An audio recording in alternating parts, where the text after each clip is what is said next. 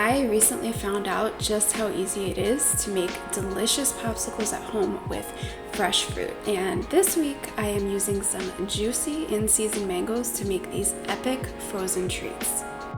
Hey, welcome back. Let's get straight into this recipe with the blender and 2 1/4 cups of mango chunks, 3 tablespoons of agave, 2 tablespoons of lime juice, and half a tablespoon of vanilla.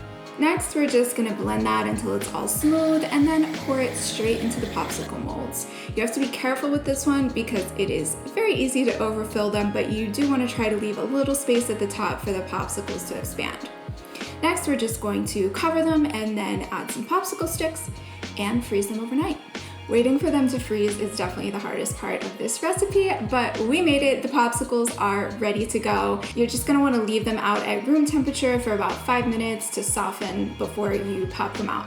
Typically, I put all my popsicles in the same freezer bag, but if you're not gonna eat them within a few days, you might wanna wrap them separately.